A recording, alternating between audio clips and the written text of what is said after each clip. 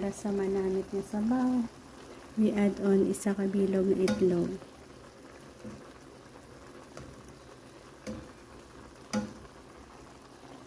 Meron tayo ditong isang pirasong isda. Balak nating prituhin at gagawa rin tayo ng sabaw dyan. So, samahan niyo ako kung ano ang style na ating gagawin at isasahog sa ating sinabawan. May inihanda na tayo ng mantika.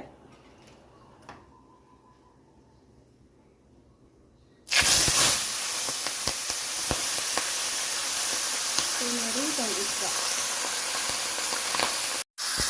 Pwede lang natin balik pa rin.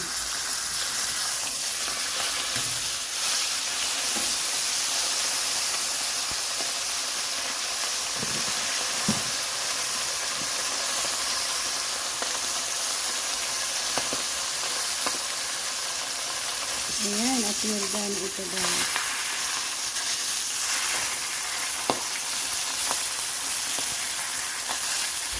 Tanggalin natin ang laman. Dahil sa may bata tayong kakain, tanggalin natin ito. Tapos ang bone niya gagawin natin sinabawang isda. So, tinanggalan na natin ang mantika. Lagyan natin ang mainit na tubig. Magiging serve at sabaw natin yan. Ayan, sa pinapakuluan natin, mag-add tayo ng onion. Kamatis.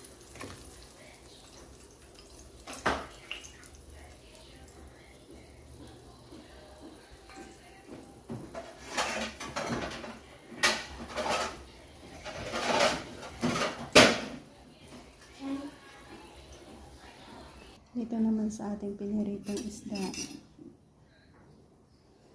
Tanggalin natin yung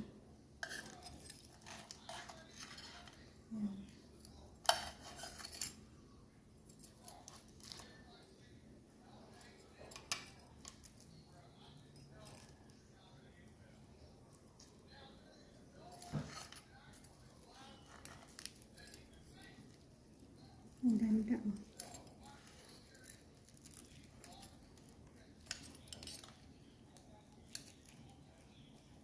Ayan.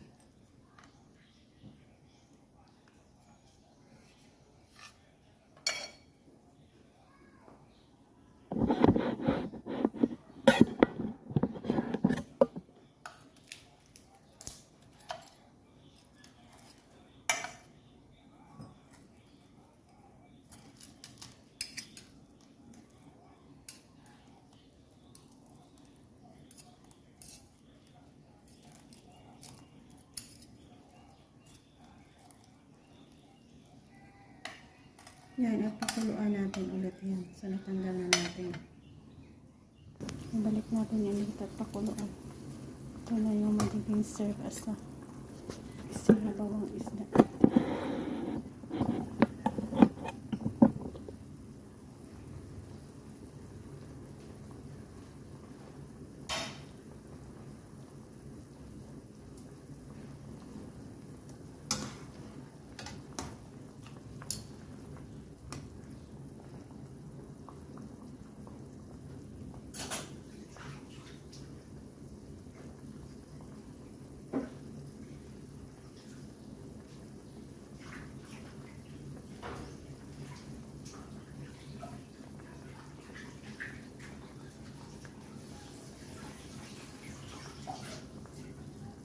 Lagyan natin ng petchay. Maraming petchay, masarap.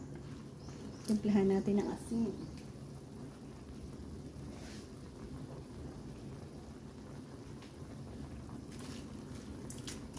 At konti na magic sarap.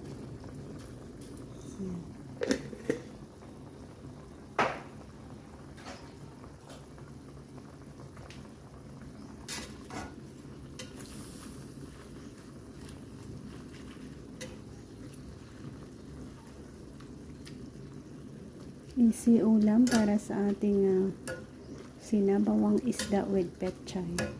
So, nagkaroon na naman tayo ng another gulay recipe dito. Ay, masarap.